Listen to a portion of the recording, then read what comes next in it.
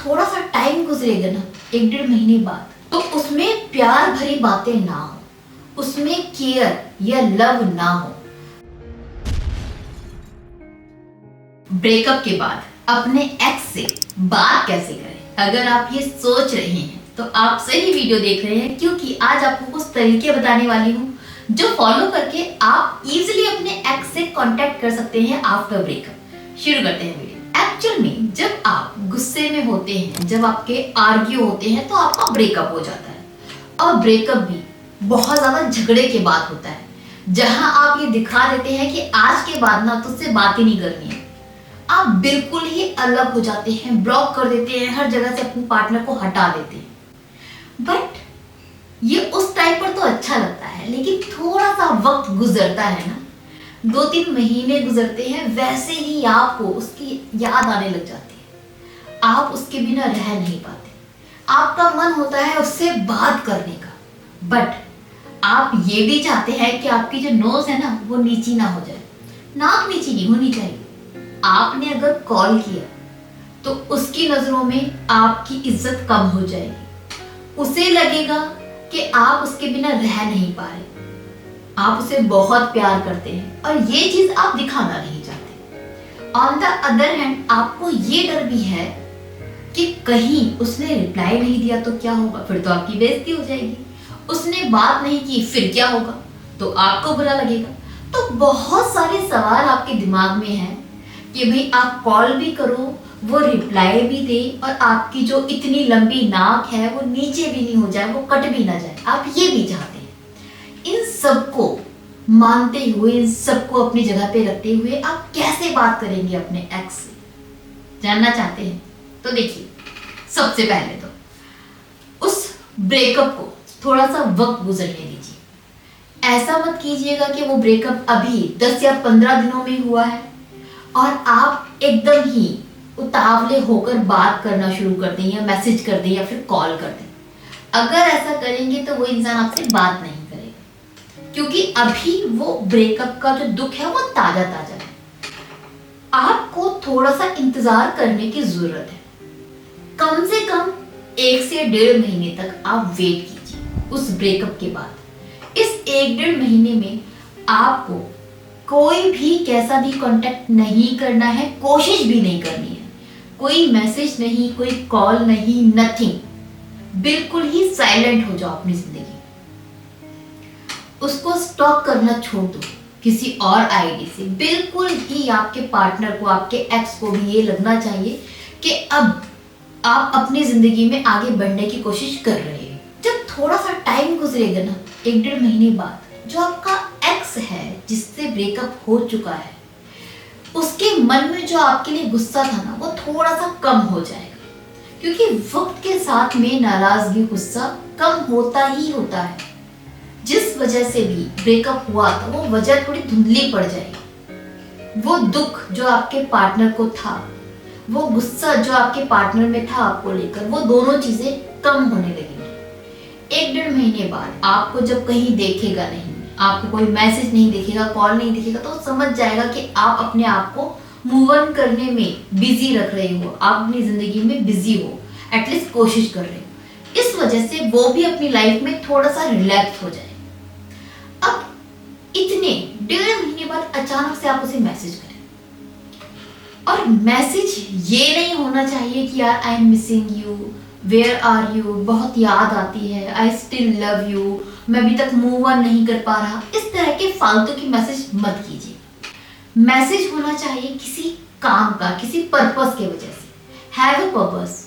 देखिए, नॉर्मल जो आप मैसेज करेंगे 1.5-2 महीने बाद, आप पहले तो पूछिए हाउ आर यू, और उसके नीचे एक अपना एक मैसेज लिखिए। किस वजह से आपने मैसेज किया है वो काम लिखिए। आपके पास जरूरी है कोई काम हो, कुछ आपको पूछना हो, कुछ अर्जेंट चीज हो, कोई बहाना ढूंढ लीजिए। रियल में कुछ काम देखने की जरूरत नहीं है। मान लीजिए फॉर एग्जाम्पल कि आप दोनों का कोई कॉमन फ्रेंड था जिसका नंबर आपके पास में नहीं है, तो आप उसको बोलिए हाय यार हाउ आर यू, मुझे उसका नंबर मिलेगा क्या? मेरे मोबाइल से सारे नंबर डिलीट हो गए हैं और मुझे उस लड़के से ज्यादा अर्जेंट बात करनी है, प्लीज अगर कोई नंबर है दो।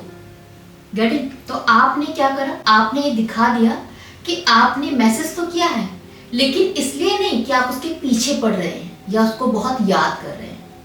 आपने मैसेज किया है क्योंकि आपको एक काम है। एक चीज तो ये आपने दिखा दी। दूसरी चीज जो आपने उसको दिखाई वो ये कि अब आप थोड़े से नॉर्मल हो चुके हैं, मतलब आप उस जगह पर हैं जहां आप उससे बात करना चाहते हैं, आपको उससे बात करने में कोई दिक्कत नहीं है। आपने ये भी दिखा दिया। इसके बाद जो आपके एक्स का रिप्लाई आएगा ना, वो आपको देखना है क्या रिप्लाई आता है।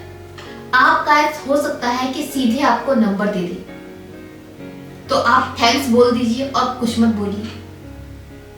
जब आप थैंक्स बोलते हैं, हो सकता है आपका एक्स भी आपको कुछ पूछे कि क्या अर्जेंट काम था, तो उसको काम बताइए। वहां से एक कॉन्वर्सेशन आप पिकअप कर सकते हैं। ये आपका टैलेंट है कि आप बातों में से बातें कैसे निकालते हैं। अगर वो ये कहे कि मेरे पास नंबर नहीं है, तो एक क्वेश्चन और पूछिए कि यार किसी के पास होगा क्या, तुम्हें पता हो तो बताओ। वो पूछ फिर कुछ बोले कि नहीं यार मुझे नहीं पता किसके पास नंबर होगा, तुम ना उस लड़की से बात करो, उसके पास होगा। तो बोलो कि यार उसका नंबर भी नहीं है, उससे कैसे बात करूं मैं, वो तो मेरे को जानती भी नहीं है, तुम प्लीज उस लड़की को मैसेज करके उससे नंबर ले लो। इस तरीके से आपको बातों में उलझाना है, बातें करनी है, बट मेक श्योर जब आप बात करो ना किसी काम के लेकर, किसी पर्पस को लेकर, तो वो आपकी बातें उसी के इर्द गिर्द घूमे। आपको पर्सनली कुछ पूछना नहीं है, पर्सनली कुछ कहना नहीं है, प्यार नहीं दिखाना है, केयर नहीं दिखानी है, और ना ही ये दिखाना है कि आप अपनी जिंदगी में कितने खुश हो। नॉर्मल बिहेव कीजिए। इसके बाद जो भी आपकी 2-3 मैसेज में बात होगी, ड्रॉप कर दीजिए मैसेज। बात को ज्यादा लंबा मत खींचना, 2 या 3 मैसेज में बात को एंड कर दीजिए। या तो आपको नंबर मिलेगा या तो नहीं मिलेगा। इसके बाद एक कॉन्वर्सेशन हो गई, खत्म कीजिए। फिर आप थोड़ा सा और गैप दे दीजिए, 10 दिन का, 15 दिन का। 10-15 दिनों बाद फिर आप कोई और काम देखिए, कोई तरीका ढूंढिए बात करने का। फिर ऐसे ही कोई रीजन देखकर, ऐसा ही कोई बहाना लगा के आप उससे फिर बात कीजिए। कुछ नोट्स मांग लीजिए कि यार तेरे पास ये वाले नोट्स होंगे तो प्लीज दे जा। अब इससे क्या होगा, इसमें एक चीज निकल के आएगी कि सेकेंड टाइम जब आप मैसेज करेंगे ना, तो इस इंसान को समझ में आ जाएगा कि आप उसे मिस कर रहे हैं। और क्योंकि अभी तक 2 महीने बीत चुके हैं, तो आपके एक्स का गुस्सा भी ठंडा हो गया है, वो भी थोड़ा नॉर्मल हो गया है, तो उसका भी इंटरेस्ट आप में आने लगेगा। क्योंकि 1.5-2 महीनों में यूजली जो गुस्सा होता है वो खत्म हो ही जाता है, और आपको अपने एक्स की याद आने ही लगती है, तो उसको भी थोड़ी बहुत आपकी याद आ रही होगी। इस वजह से वो भी आपको कॉल या मैसेज करके आपसे अच्छे से बात करेगा, और इस तरीके से आपके पास एक रीजन मिल जाएगा बात करने का। अब 2 बार तो आपने बहाने से बात कर ली, 3rd टाइम आप नॉर्मली पूछ सकते हैं कि यार बता क्या चल रहा है लाइफ में, सब ठीक तो है। आप इस तरीके से दोस्त की तरह बातें कर सकते हैं, लेकिन शुरुआत आपको बहाने से करनी है। जब आप इस तरीके से बात करेंगे ना, चांसेस बहुत ज्यादा हाई हैं कि वो इंसान जो आपका एक्स है आपसे अच्छे से बात करे, खुश होके बात करे, और वो भी आप में इंटरेस्टेड हो जाए। यहां पर एक चीज को आप प्लीज समझिए कि क्योंकि आपका रिश्ता एक अच्छा रिश्ता रह चुका है, जिसमें आप दोनों ने टाइम बिताया था, एक दूसरे को प्यार करते थे, किसी भी वजह से जो ब्रेकअप हुआ है ना, ब्रेकअप का मतलब ये कभी नहीं होता कि आपको उसकी याद नहीं आएगी। जैसे इस टाइम में 1.5-2 महीने में आपको अपने एक्स की याद आ रही है ना, वैसे ही उसको भी आपकी याद जरूर आती होगी। वो चाहे आपसे बात ना करना चाहता हो, लेकिन आपको मिस जरूर करेगा, क्योंकि आप दोनों एक दूसरे की आदत बन चुके थे, और आदत छूटती नहीं है, और इसी चीज का फायदा आपको उठाना है। लेकिन एक चीज को याद रखना बहुत जरूरी है, ये ध्यान रखना कि जब भी आप मैसेज करो तो उसमें प्यार भरी बातें ना हो, उसमें केयर या लव ना हो। अगर आप 1.5-2 महीनों बाद मैसेज करते हैं और ये दिखाते हैं कि हाय यार मैं आपको बहुत मिस कर रहा हूँ, आई स्टिल लव यू, तो बहुत ज्यादा हाई चांसेस है कि आपका एक्स आपसे बात नहीं करेगा, इग्नोर कर देगा, उसको दोबारा से गुस्सा आ जाएगा, वो आपको ब्लॉक कर देगा। तो प्यार भरी बातें आपको स्टार्टिंग में नहीं करनी है। स्टार्टिंग में 2 बार बहाने से बात करनी है। उसके बाद फ्यूचर में जब आपको लगे कि आपका पार्टनर भी आपसे अच्छे से बात करता है, फिर आप प्यार की बातें, मिस यू, लव यू कर सकते हैं, बट स्टार्टिंग में नहीं। स्टार्टिंग में कॉन्वर्सेशन पिकअप करने का जो सबसे अच्छा तरीका होता है वो होता है इस तरीके से बहाना लगाना। होप मैं इस पॉइंट को अच्छे से क्लियर कर पाई होंगी इस वीडियो में। स्टिल अगर आपको कोई डाउट है तो आप कमेंट करके पूछ सकते हैं, और अगर आप मुझसे 1-to-1 पर्सनली कंसल्टेशन चाहते हैं तो नीचे दिए गए व्हाट्सएप नंबर पर अपनी कॉल बुक कर सकते हैं मेरे साथ, जो कि पेड होगी। नाउ मुझे बता दीजिए, अगर ये वीडियो अच्छी लगी हो तो प्लीज़ इस वीडियो को लाइक करके चैनल को सब्सक्राइब करना ना भूलें। आपका एक सब्सक्राइब करना मुझे बहुत ज़्यादा मोटिवेशन देता है। Thank you, bye bye, take care.